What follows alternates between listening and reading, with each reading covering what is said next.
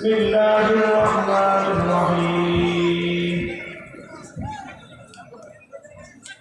يرفع الله الذين آمنوا منكم والذين أوتوا العلم درجات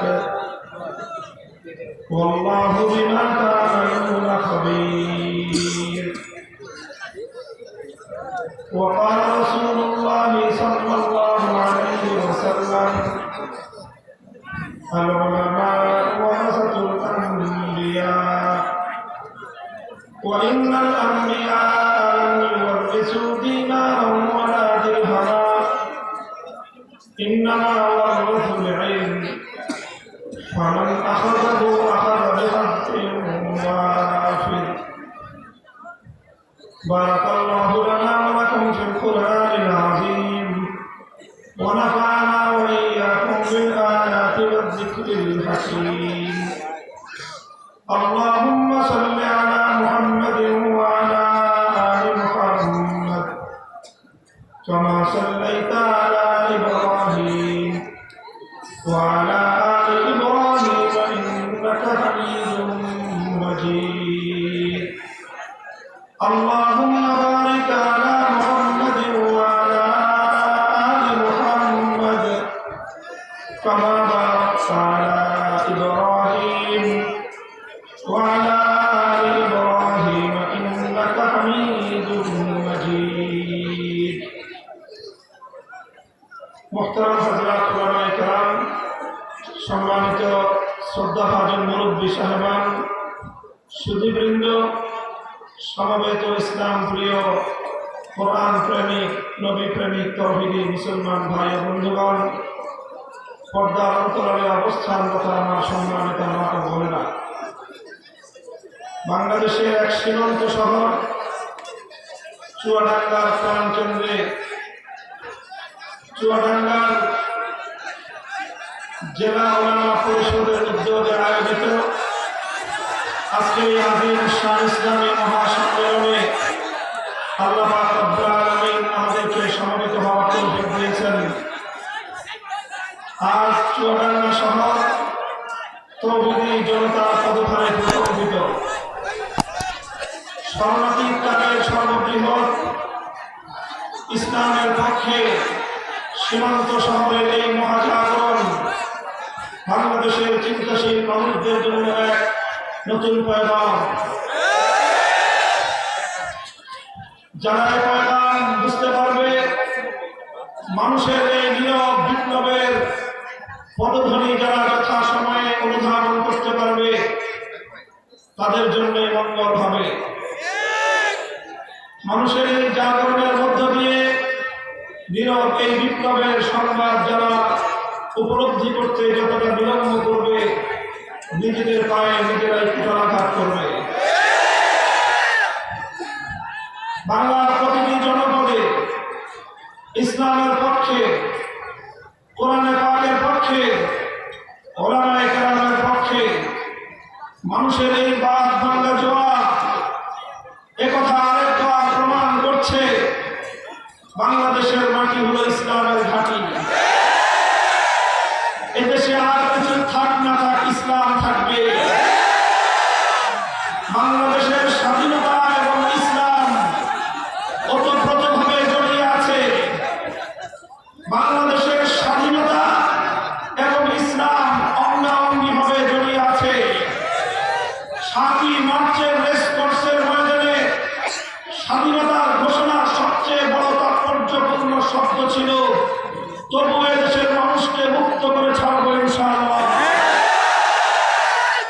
যে দেশের নেতা ইনশাআল্লাহর মাধ্যমে স্বাধীনতার ঘোষণা দেয়, যে দেশের মানুষ আল্লাহ পাক রব্বুল আলামিনের শক্তির উপর আস্থা এবং অবিচল বিশ্বাস থেকে মুক্ত এবং স্বাধীন হয়, সে দেশের স্বাধীনতা থেকে ইসলামের নাম বিচ্ছিন্ন করবার ষড়যন্ত্র যদি কেউ করে, সে শুধু ইসলামের দুশমন নয়, সেই হলো স্বাধীনতার দুশমন।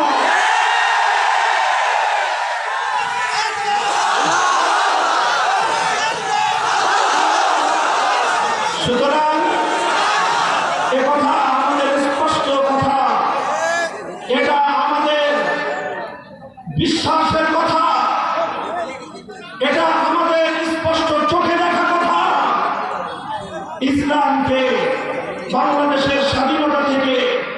বাংলাদেশের স্বাধীনতাকে ইসলাম থেকে এই মাটিতে বিচ্ছিন্ন করবার কোন সুযোগ নেই। কাজেই এদেশের স্বাধীনতা এবং ইসলাম আর একটি আরেকটির সম্পূরক হয়ে দাঁড়িয়েছে। ইসলামকে এদেশ থেকে মাইনাস করবার যদি কোনো চক্রান্ত হয়, ৫৫,০০০ বর্গ মাইলের শেকড় শুদ্ধ টান দিবে এবং ইসলাম এবং ইসলামী চেতনাই বাংলাদেশের স্বাধীনতার রক্ষা কবচ। আবার বলছি, সচেতন ভাবে বলছি, বুঝে শুনে বলছি, ইসলামের স্বাধীনতার রক্ষা কবচ। ইসলামের বিরুদ্ধাচরণ করলে তারাই বাংলাদেশের স্বাধীনতার দুশ্মন করে দিবে।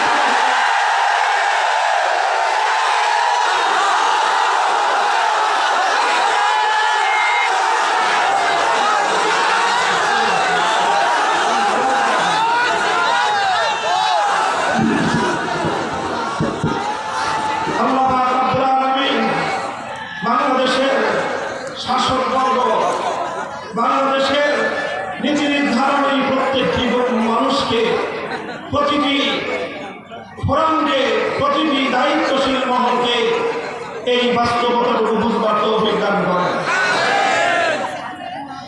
অল্প সময়ে সংক্ষিপ্ত কাটা কয়েকটি প্রোগ্রাম, কয়েকটি সংবাদ, কয়েকটি আহ্বান আমি আপনাদের সম্মুখে রেখে যাব। আজকে চুয়াডাঙ্গার মাটিতে যে ইতিহাস রচিত হলো, মানুষের এই যে জাগরণ, ওলামায়ে কেরামের প্রতি মানুষের এই যে অভূতপূর্ব আস্থা, এতে আলেম সমাজের দায়িত্ব বেড়ে গেছে বহুগুণ।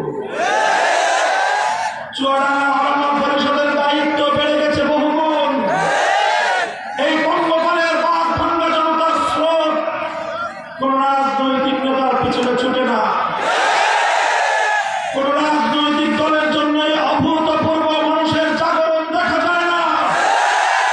এ জাগরণ আল্লাহর জন্য, এ জাগরণ আল্লাহর দ্বীনের জন্য।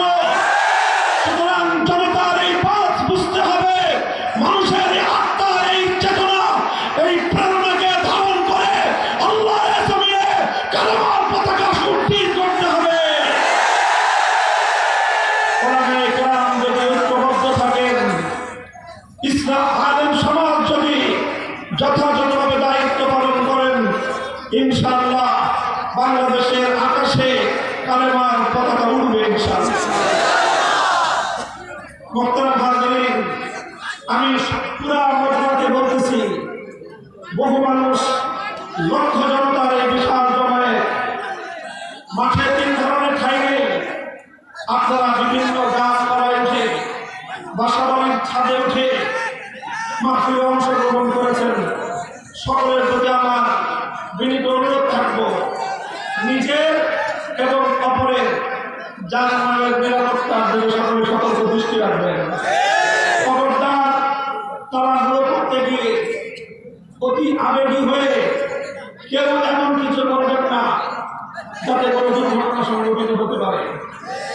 একটি দুর্ঘটনা যদি ঘটে যায়, আমাদের এই বিশাল এই বিজয়, এই মহাজাগরণ সব কিছুই একটা বিষাদে পরিণত হবে, একটা দুঃখজনক শোকের অনুষ্ঠানে পরিণত হবে।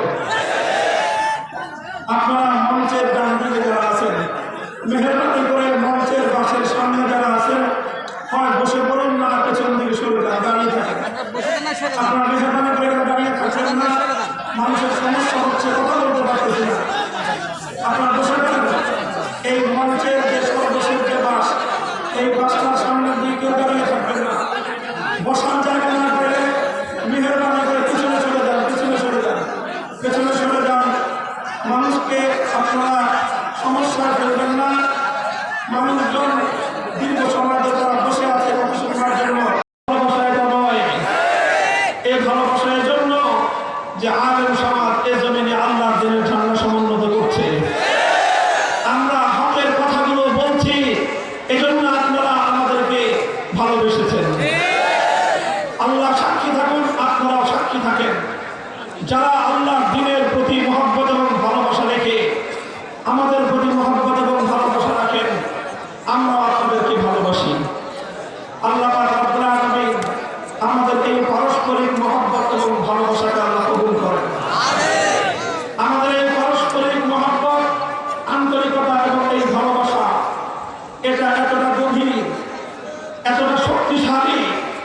যে পৃথিবীর কোনো ঝড় তুফান এই ভালোবাসার সম্পর্ককে ছিন্ন করতে পারে না। এমনকি কিয়ামতের বিভীষিকাও দুই মুমিনের ঈমানের ভিত্তিতে গড়ে ওঠা ভালোবাসার সম্পর্ককে ছিন্ন করতে পারে না। মুমিনের এই ভালোবাসা দুনিয়াতেও অটুট থাকে, আখিরাতেও অটুট থাকবে ইনশাআল্লাহ। আল্লাহ রাসূল সাল্লাল্লাহু আলাইহি ওয়াসাল্লাম বলেছেন, যে ব্যক্তি আল্লাহর জন্য চারটি কাজ করতে পারবে, যে ব্যক্তি আল্লাহর জন্য চারটি কাজ করতে পারবে, তার ঈমান পরিপূর্ণ হয়ে যাবে। কয় কাজ? মান আহাব্বা লিল্লাহ,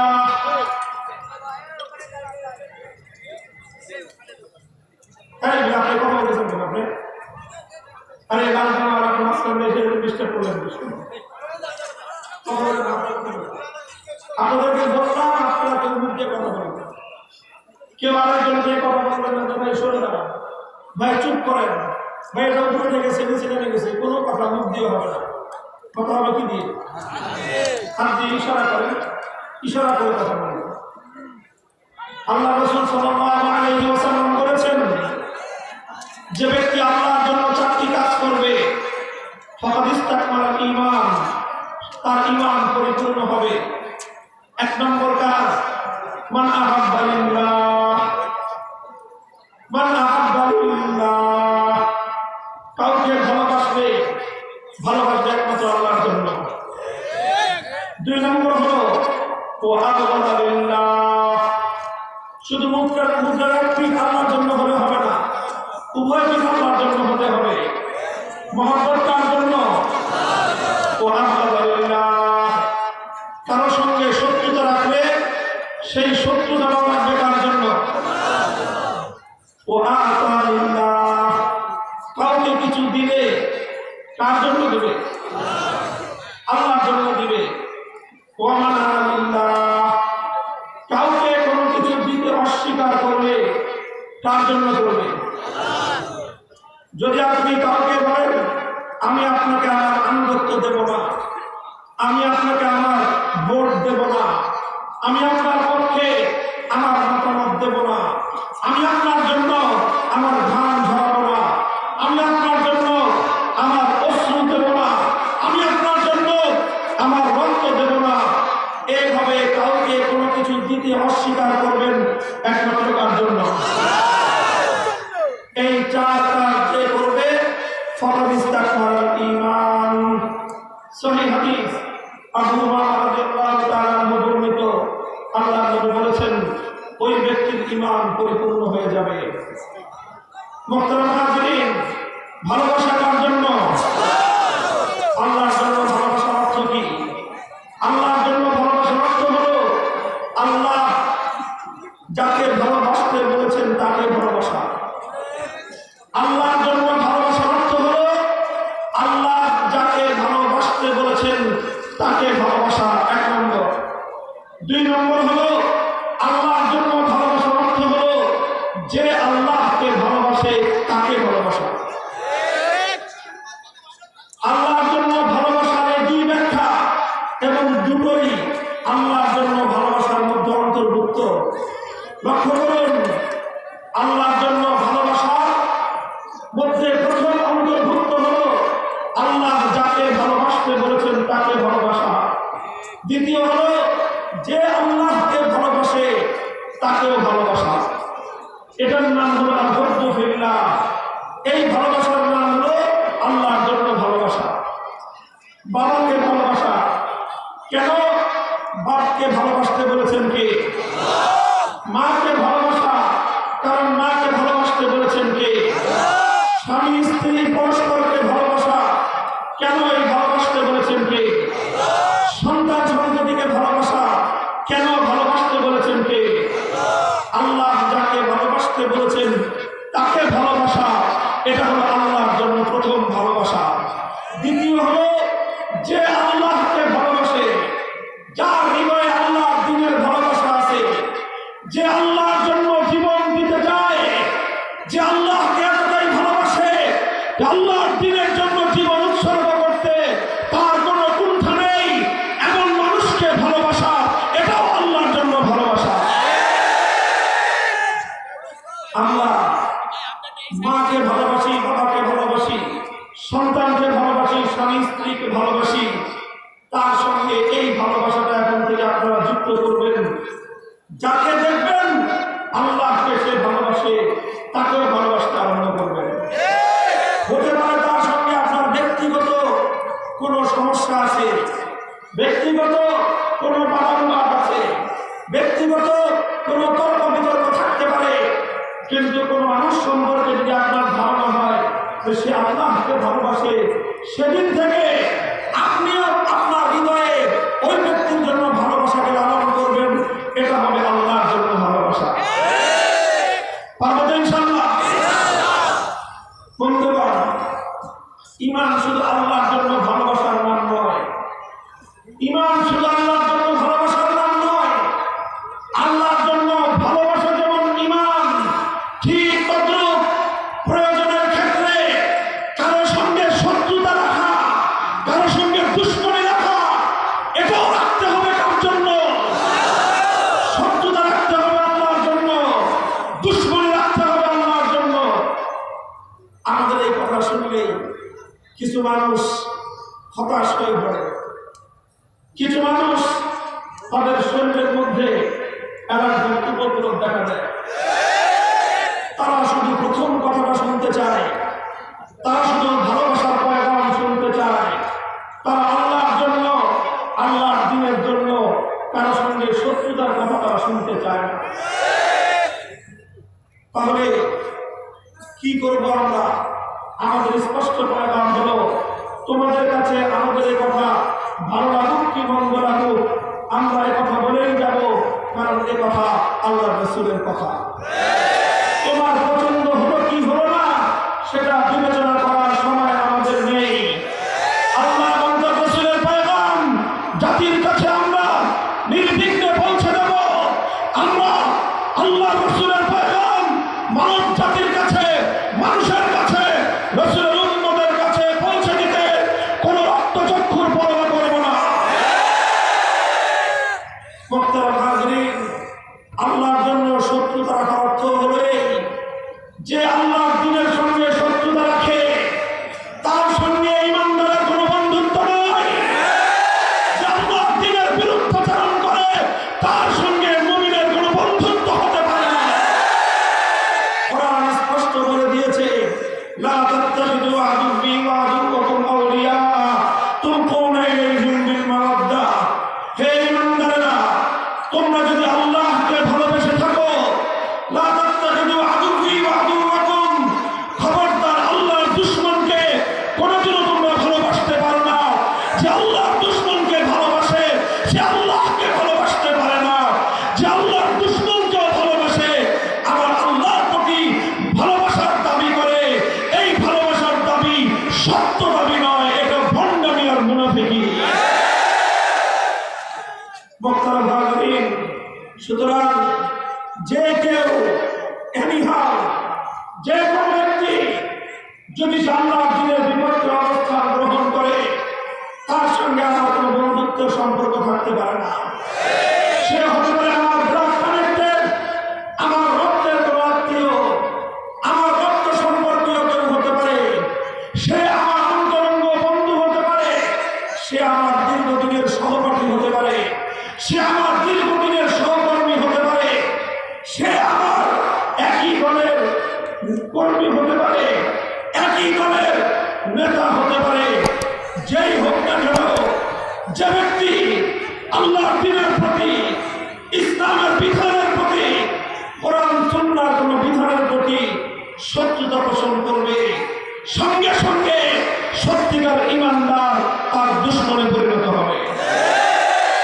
হে ঈমানদারেরা, আল্লাহ রাসূলের উম্মতেরা, তোমরা আল্লাহ এবং তার রাসূলকে রাজি আর খুশি করতে গিয়ে আল্লাহ এবং তার রাসূলের দুশমনের সাথে আপনার হৃদয়ের সমস্ত হৃদ্যতার সম্পর্ক ছিন্ন করতে প্রস্তুত থাকবে না। এটার নাম হলো আল্লাহ।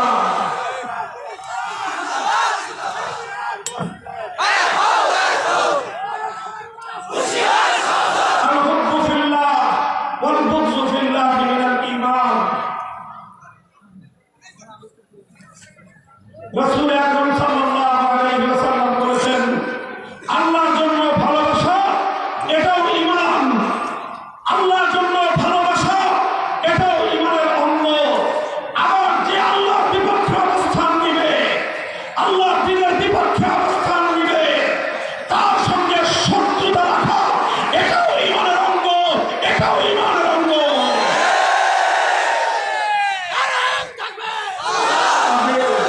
আমরা সবার কাছে আমাদের কথা পরিষ্কার করে দিচ্ছি।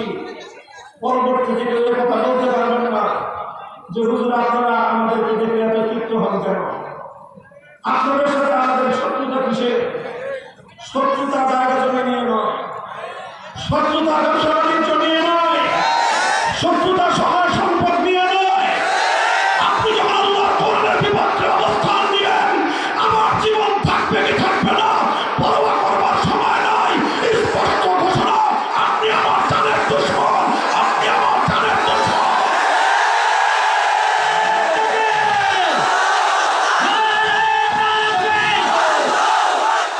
ইসলামের শত্রুরা,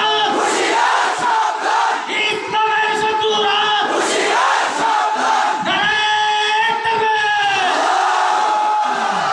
আল্লাহর জন্য শত্রুতা রাখা ঈমানের অঙ্গ। দৃষ্টান্ত সোনালী যুগের ঘুরি ঘুরি দৃষ্টান্ত।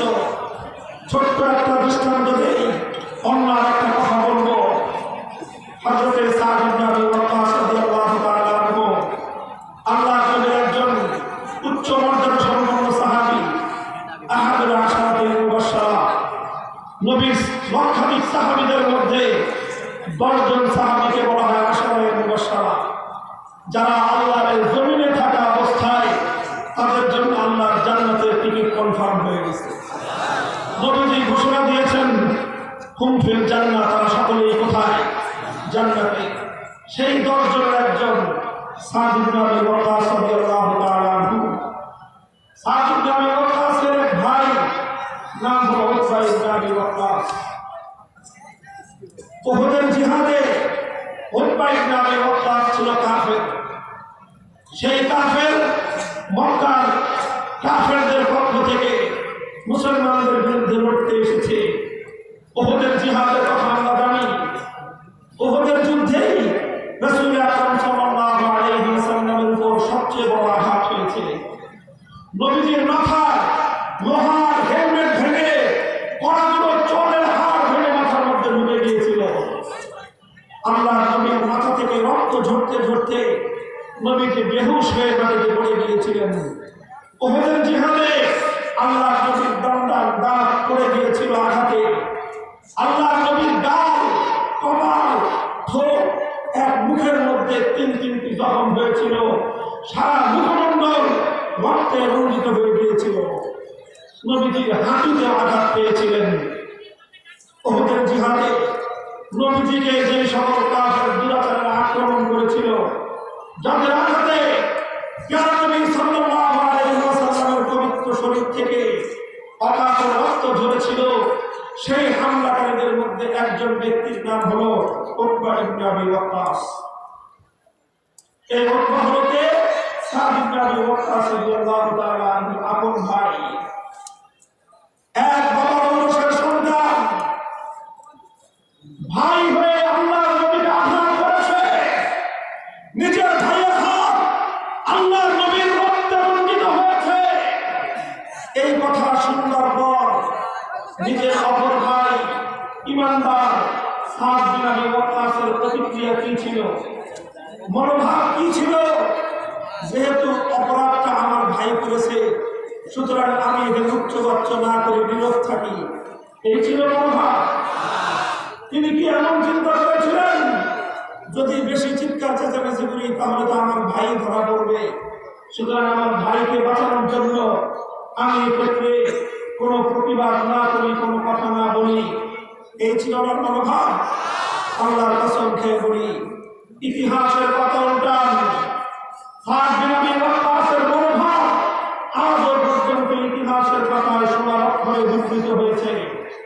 তিনি বলেছিলেন, আল্লাহ মা হারিস্তু আলা কাতলি আহাদিন হিরসি আলা কাতলি আখি উতবা ইবনে আবি ওয়াক্কাস লিমা ক্বালা রাসূলুল্লাহ সাল্লাল্লাহু আলাইহি ওয়াসাল্লাম। বলেন আল্লাহর কসম খেয়ে বলি, যখন শুনলাম আমার ভাই তার হাত আমার নবীর পবিত্র রক্তে রঞ্জিত হয়েছে, তার হাতে আমার প্রাণ নবীর রক্তের দাগ লেগেছে, সে আমার নবীর মুখমণ্ডলকে রক্তে রঞ্জিত করে দিয়েছে, এই কথা শোনার পর থেকে আমি আর স্থির থাকতে পারিনি। আমি পাগল হয়ে গেলাম, পাগল উন্মাদ হয়ে গেলাম। আল্লাহর কসম খেয়ে বলি, আমি আমার জীবনে কোন মানুষকে খুন করার জন্য এতটা পাগল হইনি, নিজের ভাইকে নিজ হাতে হত্যা করার জন্য যতটা পাগল হয়েছিলাম। কেন? কেন? কারণ ভাই বলে কি হবে, ওর হাতে আমার নবীর রক্তের দাগ লেগে আছে। এই সাহাবীর এই আমলের আলোকে, কোরআন এবং হাদিসের আলোকে এই গোটা দক্ষিণবঙ্গের সমস্ত আলেমের কেরামের উপস্থিতিতে ফতোয়া জারি করতে চাই, যার হাত আল্লাহর নবীর রক্তে রঞ্জিত হবে, যার জুবান আল্লাহর নবীকে কটাক্ষ করবে, যে মুখ দিয়ে আল্লাহর নবীকে গালি দিবে, যে হাত দিয়ে আল্লাহর নবীর বিরুদ্ধে বিসর্জন করবে, তাকে হত্যা করতে যাওয়ার নাম হলো ঈমান।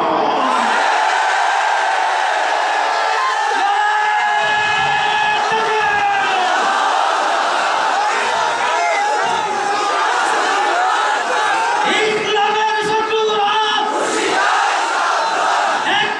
অ্যাকশন, উলামায়ে কেরামের অ্যাকশন,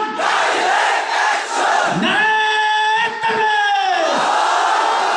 আমি আবার বলছি, দায়িত্ব নিয়ে বলছি, বুঝে শুনে বলছি, আল্লাহ নবীর যুগে যার হাত নবীর রক্তে রঞ্জিত হতো, নবীর ইন্তেকালের পর নবীর শরীর থেকে রক্ত ঝরানোর উপায় তো আর কারো পক্ষে সম্ভব না।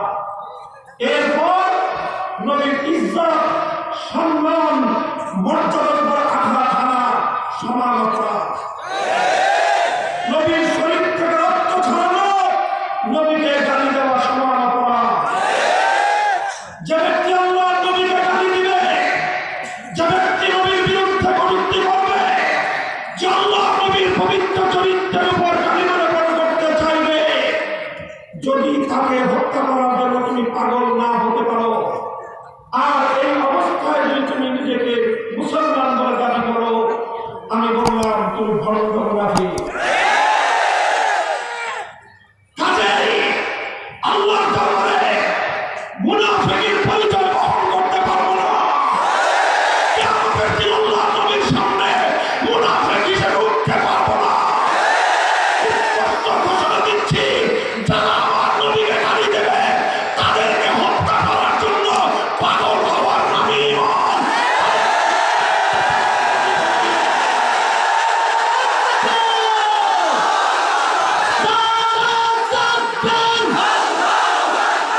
বিশ্বনবীর অপমান, শহীদের আলম মুসলমান, বাবুল হক এগিয়ে চলো, আল্লাহ আছে তোমার সাথে। মোহতরম হাজিরিন, শাহেদ রাসূল মাসআলা বলছি, কোরআন সুন্নাহ ইজমা কিয়াস ইসলামের ইতিহাসে 1400 বছরের সর্বসম্মত মাসআলা বলছি। চার মাযহাব, হানাফি, মালিকি, শাফিঈ, হাম্বলি, চার মাযহাবের বাইরে লামাযহাবি, সালাফি, আহলে হাদিস, যত ধরনের মুসলমান রয়েছে, শুধু আজকের নয়, বিগত 1300 বছরে, এই 1400 বছরে সমস্ত স্কুল অফ থটের ইসলামিক স্কলারদের ঐক্যবদ্ধ সিদ্ধান্ত হলো যে আল্লাহ নবীকে গালি দিবে, শাহেদ রাসূলের শাস্তি হলো মৃত্যুদণ্ড। এই মৃত্যুদণ্ড কার্যকর করার দায়িত্ব মুসলমানদের শাসকের। এই মৃত্যুদণ্ড কার্যকর করার দায়িত্ব মুসলমানদের বিচার ব্যবস্থা।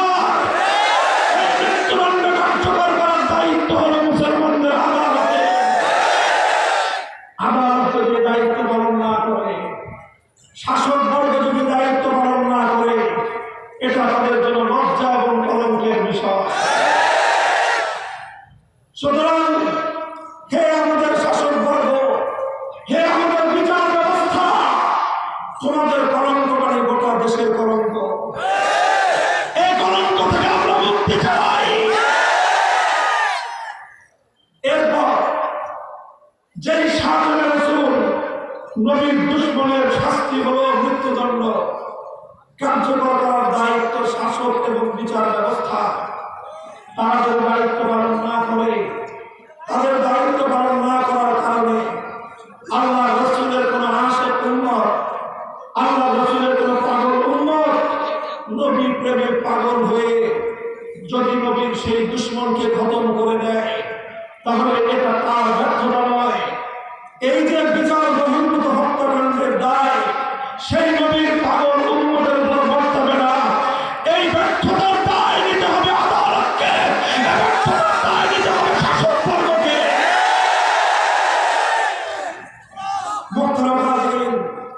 আমি ছোট্ট একটা দৃষ্টান্তের মাধ্যমে আজকে তার সমস্ত বিষয়টা বোঝাতে চাই।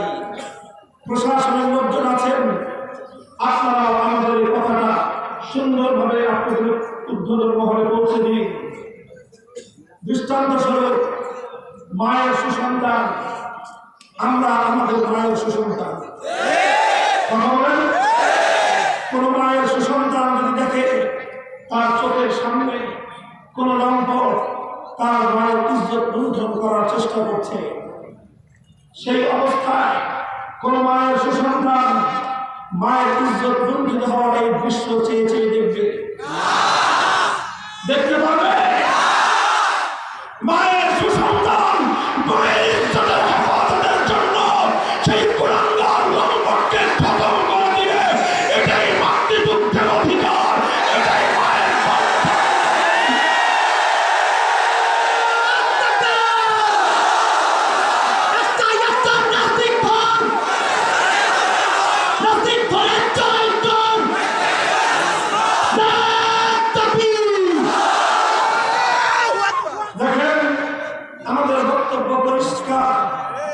নাস্তিককে খতম করার কথা আমি বলি, আমি বলেছি নবীর দুশমনকে খতম করার কথা। কথার কোনো ব্যালেন্স, দায়িত্ব নিয়ে কথা বলছি আমি। পরিষ্কার বক্তব্য বলছিলাম, আপনার চোখের সামনে আপনার মায়ের ইজ্জত লুণ্ঠিত হচ্ছে, দেখে দেখে চুপ করে বিরোধী বরদাস্ত করবেন, নয়নকে খতম করবেন। মায়ের যদি দুধ পান করে থাকে, আপনার কাছে যদি আপনার মায়ের দুধের মূল্য থেকে থাকে, মা যে 10 মাস 10 দিন আপনাকে গর্ভে ধারণ করেছেন, সেই গর্ভধারিণী মায়ের ইজ্জত এবং সম্ভ্রমের দাগ যদি আপনার কাছে থেকে থাকে, আপনার চোখের সামনে থেকে লম্পট আর তার জীবন নিয়ে ফিরতে পারবে। মায়ের ইজ্জতের উপর আক্রমণকারী লম্পট খতম করার পর এবার এসেছে শাসক আর আদালত আপনাকে জিজ্ঞাসা করছে, লম্পটকে মারলা কেন? লম্পটকে মারলা কেন? এবার তোমাকে বিচারের কাঠগড়ায় দাঁড়াতে হবে। আপনি কি জবাব দিবেন? আপনার জবাব পরিষ্কার হবে, আমার মায়ের ইজ্জতের নিরাপত্তা দেওয়ার দায়িত্ব আপনার ছিল না। আমার মায়ের ইজ্জতের উপর যেন কোনো লম্পটের আক্রমণ না হয়, সেই দায়িত্ব, নিরাপত্তা দেওয়ার দায়িত্ব নিতে না পারলে আপনি শাসন ক্ষমতায় অধিষ্ঠিত হওয়ার কোন অধিকার রাখেন না।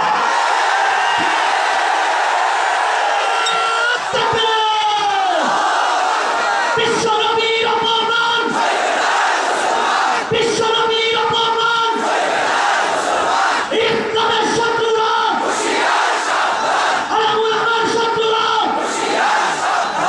সুতরাং যদি আপনাকে এরপরেও যদি শাস্তি দিতে চায়, সাজা দিতে চায়, তখন স্বাভাবিকভাবে প্রশ্ন উঠবে যে মায়ের ইজ্জত লুণ্ঠিত হওয়ার সময় তুমি মায়ের ইজ্জতের নিরাপত্তা দিতে পারোনি, এখন মায়ের ইজ্জত রক্ষাকারী সুসন্তানকে শাস্তি দিতে এসেছ, মায়ের ইজ্জত লুণ্ঠিত হওয়ার সময় তুমি কোন চুল ছিঁড়েছিলে?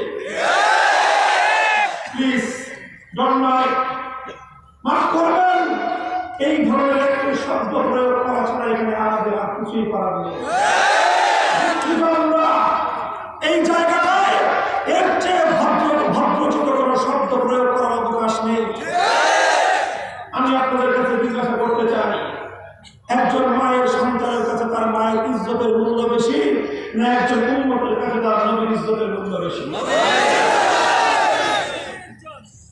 আমার কাছে আমার নবীর ইজ্জতের দাম আমার লক্ষ কোটি মা বাবার ইজ্জতের চেয়ে দাম বেশি।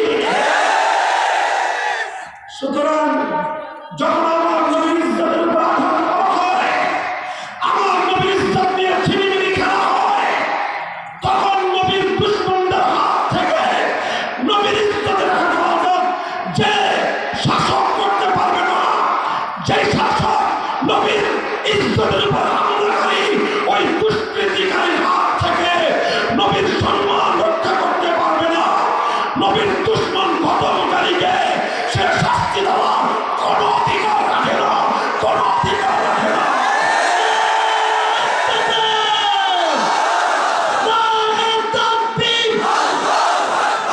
আমার নবীর অপমান, বিশ্ব নবীর অপমান। সুতরাং 2013 সালে আল্লামা আহমদ শফীর এটাই ছিল মূল কথা। এদেশের মানুষ আল্লামা আহমদ শফীর পিছনে পঙ্গপালের মতো ছুটেছিল, ভাঙা জোয়ার ছুটেছিল তার দিকে। ব্যক্তি আল্লামা আহমদ শফীর মুখমণ্ডলের দিকে তাকিয়ে নয়, এটা ছিল তিনি আল্লাহর নবীর ইজ্জতের হেফাজতের ডাক দিয়েছিলেন। বাংলার তৌহিদি জনতা সেটাকে জীবনের মায়া তুচ্ছ করে ছুটে গিয়েছিল, বুকের রক্ত দিয়ে জমিনকে সিঞ্চিত করেছিল। সমস্ত কলঙ্কের দাগ থেকে স্বাধীন বাংলার মাতৃভূমিকে রক্ত দিয়ে শাহাদাতের পবিত্র রক্ত দিয়ে ধুয়ে মুছে পরিষ্কার করেছিল। দুর্ভাগ্যজনক আমাদের জন্য, দুঃখজনক আমাদের জন্য, এখনো আল্লাহ নবীর ইজ্জতের উপর আক্রমণকারী, নবীর দুশমন, নবীর বিরুদ্ধে কটাক্ষকারী সর্বোচ্চ শাস্তির বিধান মৃত্যুদণ্ডের আইন মুসলমানদের সংসদ পাশ করতে পারেনি। এটা সংসদের জন্য কলঙ্ক, এটা সংসদের জন্য ব্যর্থতা। আমরা পরিষ্কার বলি, আমাদের ধমনীতে যতদিন রক্তের প্রবাহ আছে, আমাদের হৃদয়ে যতদিন স্পন্দন আছে, আমাদের দেহে যতদিন প্রাণ আছে, আল্লাহ নবীর ইজ্জতের হেফাজতের জন্য নবীর দুশমনের বিরুদ্ধে আমরা সর্বোচ্চ শাস্তি মৃত্যুদণ্ডের আইন চাই, মৃত্যুদণ্ডের আইন চাই।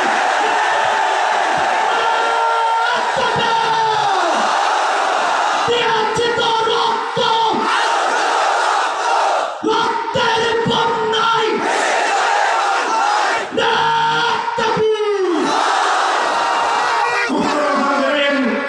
আরেকটা আলোচনা, ছোট্ট একটা পয়েন্ট। আল্লাহ নবীর একটি হাদিস আমি আপনাদের সম্মুখে পাঠ করেছি। এই হাদিসটি বুঝবার জন্য সংযুক্ত আরেকটি হাদিস নবীজি এক হাদিসের মধ্যে ইরশাদ করেছেন, ইন্না বনী ইসরাঈল কানাত তাসুসুহুম আম্বিয়া কুল্লামা হালাকা নাবিয়্যুন খালাফাহু আখার ওয়া লা নাবিয়্যা বা'দি।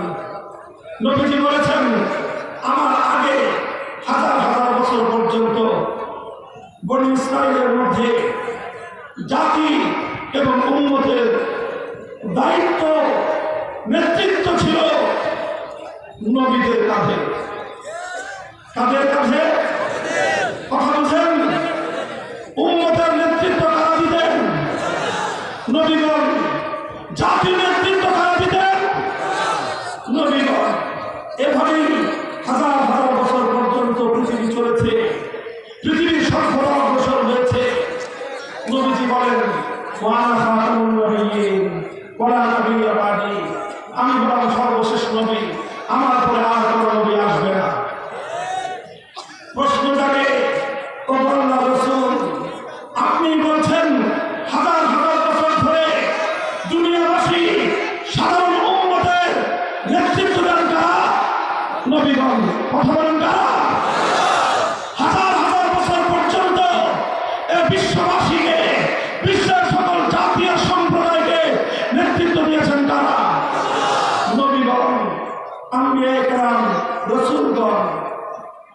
নবী হলেন সর্বশেষ নবী, নবীর পরে আর কোনো নবী নাই।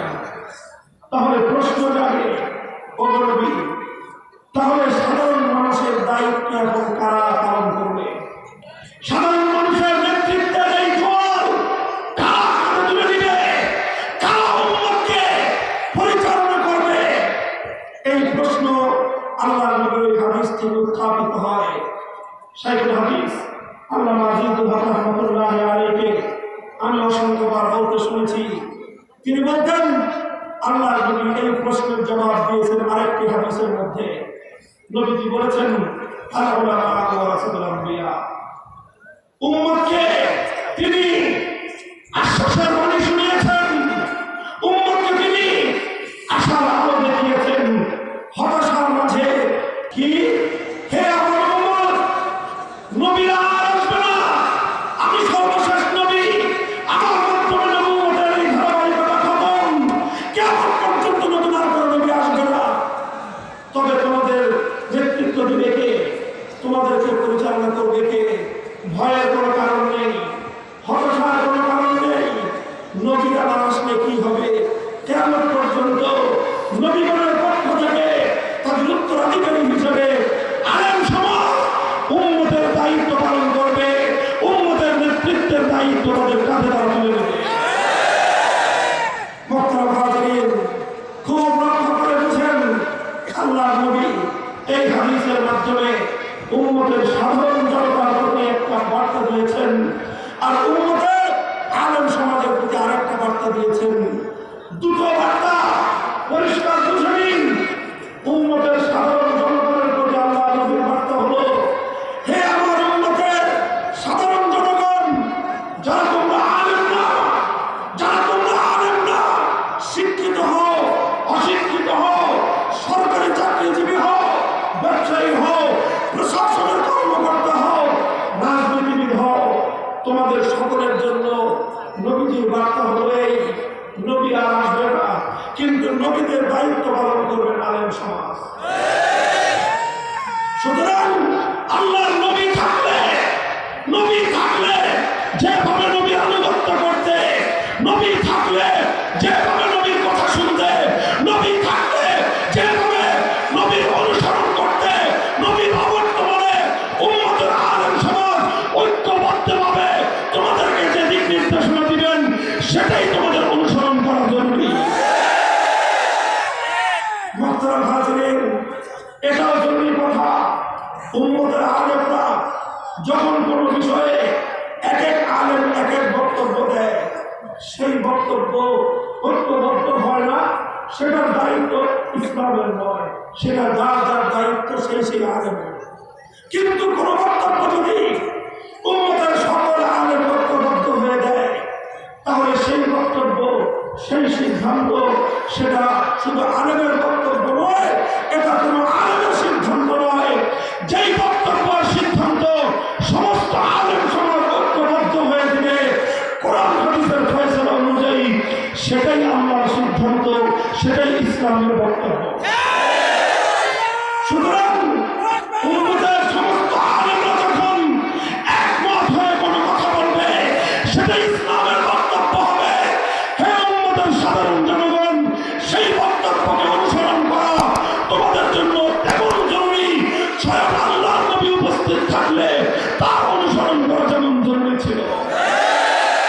আমি লক্ষ জনতার বিশাল জনসমুদ্রের কাছে প্রশ্ন রাখতে চাই, উম্মতের আলেমগণ যদি ঐক্যবদ্ধ হয়ে আপনাদেরকে কোনো ডাক দেন, উম্মতের আলেমগণ যদি একমত হয়ে কোনো সিদ্ধান্ত দেন, সেই সিদ্ধান্ত মানার জন্য প্রস্তুত থাকবেন তো?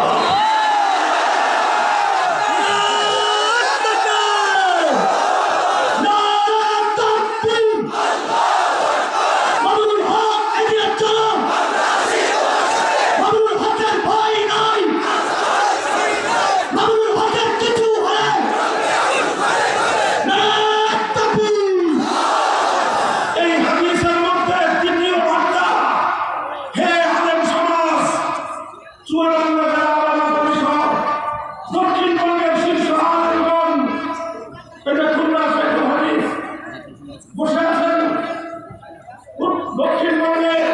শীর্ষ ওলামায়ে কেরাম বসে আছেন। হে আমার নবীর প্রজন্মের ওলামায়ে কেরাম, তোমাদেরকে লক্ষ্য করে আল্লাহ নবীর এই হাদিসে একটি বার্তা রয়েছে।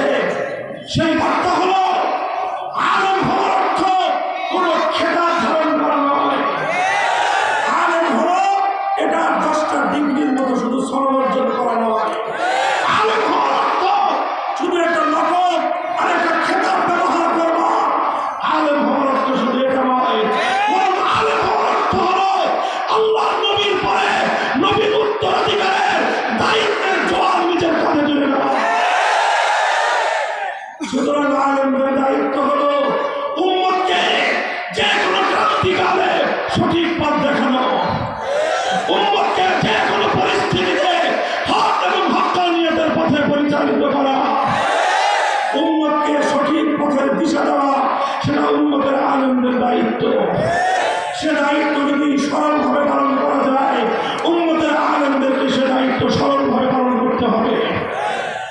কিন্তু সে দায়িত্ব পালন করতে গিয়ে যদি জীবনের ঝুঁকি আসে, সে দায়িত্ব পালন করতে গিয়ে যদি কোনো আলেমের উপর কোনো হুমকি আসে, সে দায়িত্ব পালন করতে গিয়ে আলেম সমাজকে যদি জুলুম আর নির্যাতনের শিকার হতে হয়, হে উম্মতের আলেমগণ, মনে রেখো আল্লাহ নবী তোমার কাছে, আমার কাছে, আলেমদের কাছে এই ইতিম উম্মতকে আমানত রেখে গেছেন।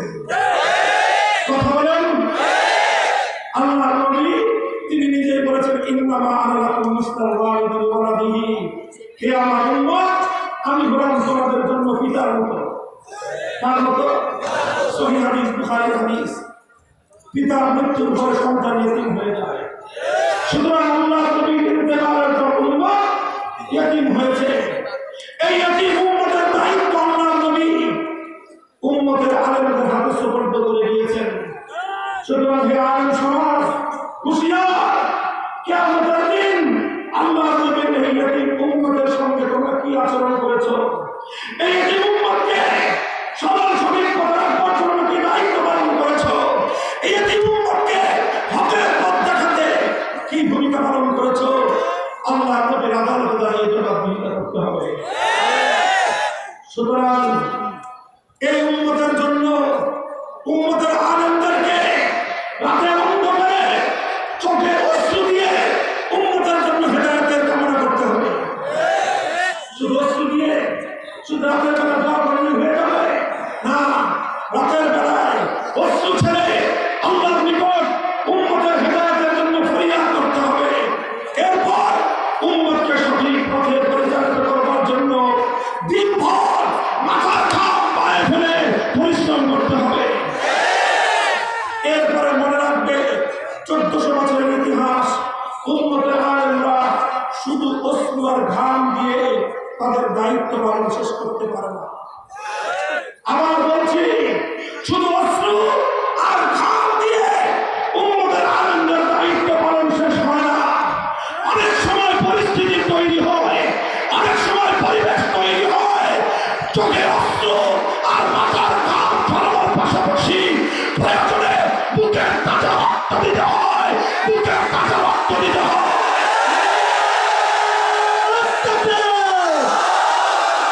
দিয়েছে তো রক্ত, রক্তের বন্যায় আলেমুল আমার শত্রুরা,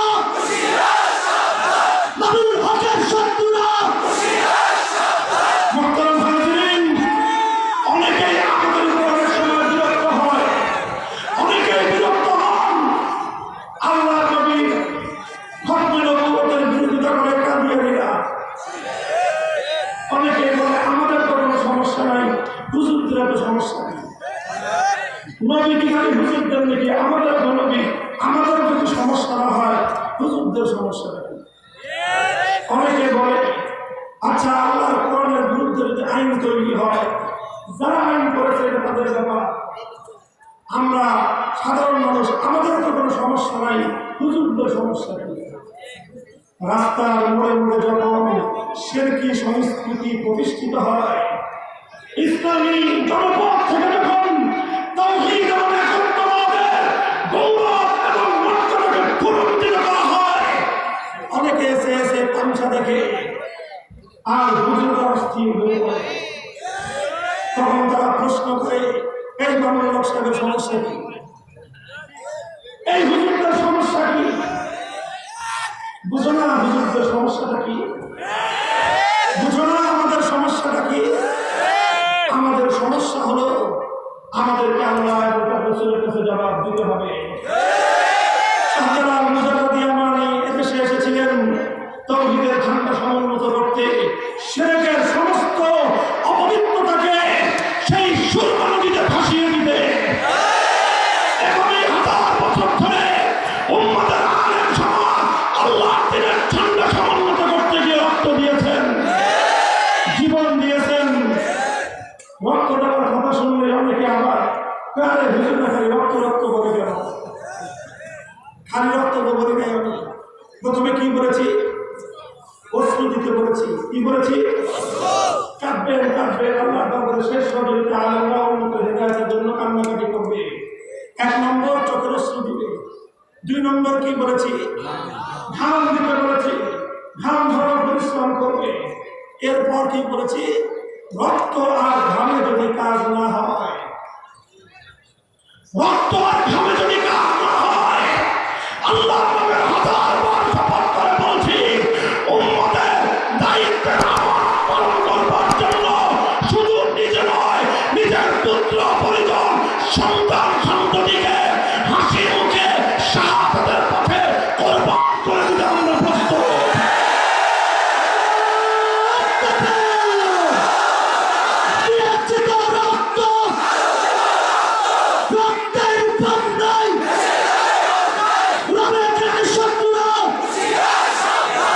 এই রক্ত দেওয়ার ইতিহাস নতুন করে নয়। ইসলামের 4 মাযহাবের 4 ইমামের 3 জন, 4 ইমামের 3 জন, ইমাম আবু হানিফা, ইমাম মালিক, ইমাম আহমদ ইবনে হাম্বল সময়ে অত্যাচারী জালিমের কারণে তাদেরকে রক্ত দিতে হয়েছে, তাদেরকে জুলুম এবং নির্যাতনের শিকার হতে হয়েছে। ইতিহাস উম্মতের আলেমগণ যুগে যুগে এই উম্মতের জন্য কত ত্যাগ আর কোরবানি স্বীকার করেছেন। ইমাম আবু হানিফা কারাগারে বন্দী হয়েছেন। এখানেই শেষ নয়, বিষ প্রয়োগ করে ইমাম আবু হানিফাকে হত্যা করা হয়েছে। ইমাম আহমদ ইবনে হাম্বল প্রতিদিন তাকে বেত্রাঘাত করা হতো, আর প্রতিদিনের বেত্রাঘাতে তার শরীর থেকে রক্তের স্রোত প্রবাহিত হতো। শাসক বলতো আহমদ, আমার কথা মেনে নাও, তাহলে তোমাকে আমি ছেড়ে দেবো। আর না হয় এভাবেই তোমাকে চাবুক দিয়ে পেটাতে তোমাকে খতম করে ফেলবো, মুক্তি পাবে না। ইমাম আহমদ ইবনে হাম্বল পরিষ্কার জবাব দিতেন, ইতুনি বিকিতাবিল্লাহি ওয়া সুন্নাতি রাসূলিহি ওয়াত্তাবিউকুম। হে অত্যাচারী শাসক, বেত্রাঘাত করে চাবুক করে আহমদ ইবনে হাম্বলের মুখের ভাষা পরিবর্তন করতে পারবে না। কোরআনের দলিল আনো, আল্লাহ নবীর হাদিসের প্রমাণ আনো। আহমদ ইবনে হাম্বলকে বলতে হবে না, আহমদ ইবনে হাম্বল তোমাদের কথা মেনে নেবে। আর মনে রেখো, যদি তুমি কোরআন সুন্নাহর বিরুদ্ধে কথা বলো, আহমদ ইবনে হাম্বলের দেহে প্রাণ থাকতে তোমার সাথে একমত আহমদ হবে না। গেল ইমাম আহমদ ইবনে হাম্বলের কথা।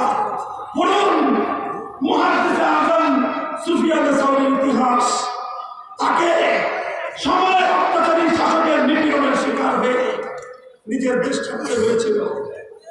আসেন, আমিরুল মুমিনিন ফিল হাদিস ইমাম বুখারী রাহমাতুল্লাহ আলাইহি, মুহাম্মদ ইবনে ইসমাঈল আল বুখারী, সারা দুনিয়া যার কাছে তিনি পুরা উম্মতে মুহাম্মাদিয়া কিয়ামত পর্যন্ত যার বুখারী শরীফের কাছে ঋণী থাকবে। ইমাম বুখারী রাহমাতুল্লাহ আলাইহি যখন হাদিস পড়াতেন, 90,000 ছাত্র ওনার কাছ থেকে হাদিস পড়ত। সময়ের শাসক এই দৃশ্য দেখে ঈর্ষান্বিত হয়ে গেল যে আমি একেবারে সিংহাসনে বসে থাকি, মানুষ ডাকলে স্বাভাবিকভাবে 9 জন কাজে পাই না, আর এই খারাপ চটের উপর বসে এই মোল্লা এক কিতাব পড়ায় 90,000 উম্মত তার জন্য লাইন ধরে দাঁড়িয়ে থাকে। ঈর্ষান্বিত হয়ে ইমাম বুখারীর প্রতি সে ফরমান জারি করল, হে মুহাম্মদ ইসমাইল, আগামীকাল থেকে তুমি আমার শাহী মহলে এসে আমার সন্তানদেরকে তোমার এই কিতাব পড়িয়ে যাবে। তুমি আসবা, কিতাব পড়াবা, যত টাকা লাগে আমি তোমাকে টাকা দেব। ইমাম বুখারী চিন্তা করলেন, সময়ের শাসক টাকা দিয়ে ইমাম বুখারীর পাওয়া কিনতে চায়। ইমাম বুখারী চিন্তা করলেন, এখন যদি আমি বাদশার বাড়িতে গিয়ে আল্লাহ নবীর হাদিস ফেরি করে বেড়াই, আল্লাহ নবীর হাদিসের টিউটরি করে আর টিউশনি করি, কিয়ামত পর্যন্ত আলেম সমাজের মাথা বাদশাদের সামনে নত হয়ে যাবে।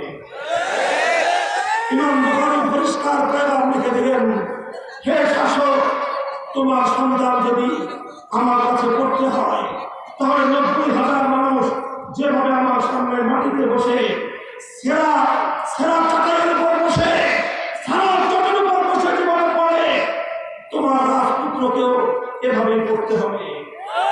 ইন্নী লা উযিলুল ইলম ওয়া লা আহমিলুহু ইলা বাবিল উমারা, ইন্নী লা উযিলুল ইলম ওয়া লা আহমিলুহু ইলা বাবিল উমারা। আমি আল্লাহ নবীর হাদিসের এই ইলমকে অপমান করতে পারবো না। আমি এই ইলমের সম্মান নিয়ে কোন রাত দরবারে টিউটরি করতে পারবো না। রাজা ক্ষিপ্ত হয়ে গেল, বলে এত বড় কথা আমি অফার করলাম, আমার বাড়িতে এসে হয়ে যাবে। ইমাম বুখারী আসতে চাইল না। সময়ের শাসক ক্ষিপ্ত হলো, রুষ্ট হলো, ইমাম বুখারীর বিরুদ্ধে ষড়যন্ত্র শুরু করলো। ইমাম বুখারী রাহমাতুল্লাহি আলাইহি ছাত্রদেরকে হাদিস পড়ান। শাসকের পক্ষ থেকে লোক এসে জিজ্ঞাসা করে, হুজুর পড়াইতেছেন, বাদশার পারমিশন আছে? পারমিশন আছে? অনুমতি নিচ্ছেন বাদশা? এই সমস্ত কথা বলে ইমাম বুখারী হাদিসের দর্স এবং হাদিসের শিক্ষা ভিন্নভাবে শুরু করল। মনে করেছিল চাপ দিলে ইমাম বুখারী বাদশার কাছে মাথা নত করে দিবেন। ইমাম বুখারী চিন্তা করেন, এই যুগে যদি আমি বাদশার এই উৎপীড়ন তার এই ভাইয়ের সামনে যদি আমি মাথা নত করে দেই, কিয়ামত পর্যন্ত উম্মতের আলেমদের মাথা নত হয়ে যাবে। তিনি চিন্তা করলেন, মাদ্রাসা বন্ধ হতে পারে, দেশ ছাড়তে পারি, জীবন দিতে পারি, আসমানি ওয়াহির ইলমের এই আমানতের গৌরব ভুলণ্ঠিত হতে দেব না। ইমাম বুখারী বললেন, মাদ্রাসা বন্ধ করে দাও, মাদ্রাসা বন্ধ করে দাও, বুখারীর মাথা নত করতে পারবো না। ইমাম বুখারীকে দেশ ছাড়তে হলো।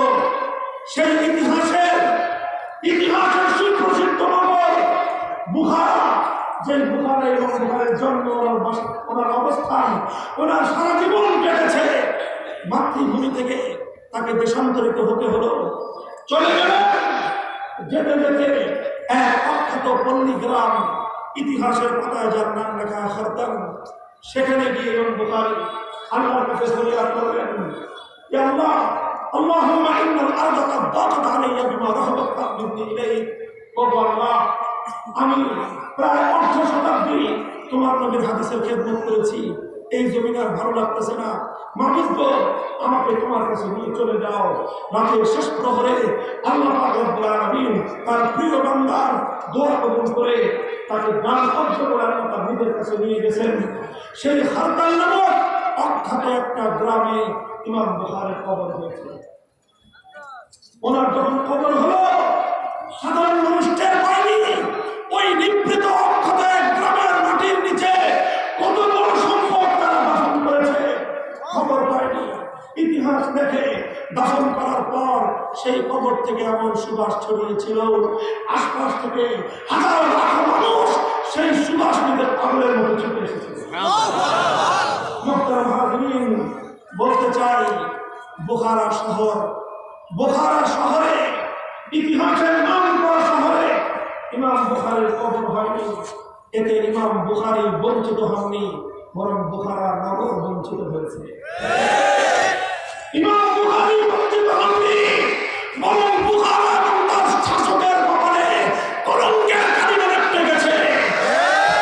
মানুষ আজও জিজ্ঞাসা করে, নাম হলো ইমাম বুখারী, তার কবর বুখারায় না কেন? প্রশ্নের জবাব হলো, সময়ের অত্যাচারী শাসকের উৎপীড়নে তার কবরে বুখারা নগরে হয় না। ইমাম আবু হানিফাকে সত্যতামূলক বিষ প্রয়োগ করে কারাগারের মধ্যে হত্যা করেছিল কোন ইহুদি, খ্রিস্টান, হিন্দু, বৌদ্ধ, কোন মুসলিম শাসক নয়, মুসলিম শাসক। ইমাম আহমদ ইবনে হাম্বলকে ব্যর্থঘাত করে করে পিঠের থেকে চামড়া তুলে রক্ত ঝরিয়েছিল কোন মুসলিম শাসক নয়, মুসলিম শাসক। সুফিয়ান সাউরিকে দেশ থেকে বাধ্য করেছিল কোন অমুসলিম শাসক নয়, মুসলিম শাসক। ইমাম বুখারীর মাদ্রাসা বন্ধ করে ওনাকে মাতৃভূমি ছাড়তে বাধ্য করেছিল কোন অমুসলিম শাসক নয়, মুসলিম শাসক। সেই যুগের শাসকদের দ্বারা যদি সেই যুগের আলেমরা এই ধরনের আচরণের শিকার হতে পারে, হে উম্মতের আলেম সমাজ, তোমাদেরকে প্রস্তুত থাকতে হবে। যে কোনো কঠিন পরিস্থিতিতেও হকের ঝান্ডা সমুন্নত রাখতে হবে। উম্মতের জন্য হকের ঝান্ডা নিয়ে সামনে অগ্রসর হতে হবে। এজন্য ইমামে আযমের মতো জীবন দিতে হলে জীবন দিতে হবে। রক্ত ঝরাতে হলে রক্ত ঝরাতে হবে। ইলিয়াস রহমতুল্লাহি আলাইহির মতো অস্ত্র দিতে হলে অস্ত্র ঝরাতে হবে। হুসাইন আহমদ মাদানির মতো ঘাম ঝরাতে হলে ঘাম ঝরাতে হবে। যে কোনো মূল্যে হকের ঝান্ডা নিয়ে সামনে অগ্রসর হতে হবে। কোন পরিস্থিতিতেই পিছু হটা যাবে না, পিছু হটা যাবে না।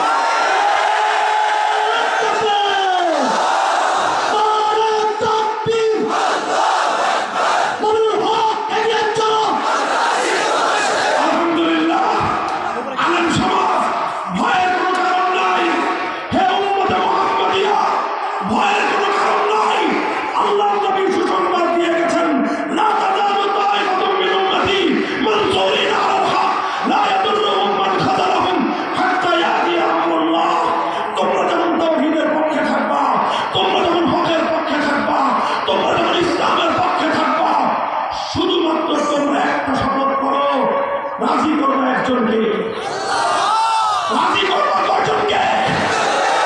খবরদার, খবরদার, কোন শাসককে, কোন বড়লোককে, কোন শিল্পপতিকে, কোন রাজনীতিবিদদেরকে, কোন নেতাকে, কোন প্রশাসনের কর্মকর্তাদেরকে খুশি করবার জন্য আল্লাহর দ্বীনের কোন হক কথা গোপন করবো না। একটা শপথ নাও, হে আলেম সমাজ, এক শপথ নাও, এক শপথ, কাউকে খুশি করতে গিয়ে আল্লাহর দ্বীনের হক কথা গোপন করবো না। এতে কি আসবে? জেল আসবে। সেই জেলকে নিজের জন্য জীবনের সৌভাগ্যের বার্তা মনে করো। জুলুম আসবে, সেই জুলুমকে গলার মালা হিসেবে বরণ করে না। ফাঁসি কাজটা ঝুলতে হবে, সেই ফাঁসির মঞ্চকে জান্নাতের সিঁড়ি দেবে না। রক্ত দিতে হবে, সে রক্তই তোমার জন্য জান্নাতের উসিলা হবে। আর এভাবে যদি উম্মতের আলেম সমাজ হকের ঝান্ডা নিয়ে মাথা উঁচু করে দাঁড়িয়ে যেতে পারে, আল্লাহর সাহায্য অবশ্যই আসবে। ইন তানসুরুল্লাহ ইয়ানসুরকুম, জালেম এবং বাতিল শক্তি তোমাদের সামনে মাথা নত করে দেবে। দেখো, তোমাদের এক ভাই অল্প কিছু মানুষ নিয়ে তাওহীদের পক্ষে দাঁড়িয়ে গিয়েছিল। টেকনাফ থেকে তেতুলিয়া কত আস্ফালন দেখেছি, টেকনাফ থেকে তেতুলিয়া কত উন্মত্ততা দেখেছি, টেকনাফ থেকে তেতুলিয়া শিরকের পক্ষে কত চিৎকার চেঁচামেচি দেখেছি। আলহামদুলিল্লাহ, বুকে বিশ্বাস ছিল, আস্থা ছিল, তাওহীদের ঝান্ডা নিয়ে দাঁড়িয়েছি। তোমরা শিরকের পক্ষে যত বড় শক্তি থাকুক না কেন, তাওহীদের পক্ষে আল্লাহর শক্তি আছে। শিরকের পক্ষকেই পরাজিত হতে হবে, তাওহীদের পক্ষই বিজয়ী হবে। হয়েছে কি হয় না? আবার বড় হয়েছে কি হয় না? কাজী এভাবেই চুয়াডাঙ্গা জেলা আলাদা পরিষদ দায়িত্বশীলতার সাথে কাজ করবেন, প্রশাসনের কাছে জবাবদিহিতা করবেন, সরকারের কাছে নিজেদের কাজের স্বচ্ছতা বজায় রাখবেন। আর এভাবে আল্লাহর কোরআন এবং নবীর সুন্নাহর পথে অচল থাকবো। স্বচ্ছতা বজায় রাখার পরেও, জবাবদিহিতা করবার পরেও যদি আল্লাহর দ্বীনের কাজে প্রতিবন্ধকতা তৈরি করা হয়, মাথায় কাপড়ের কাপড় বেঁধে রাস্তায় নামতে হবে।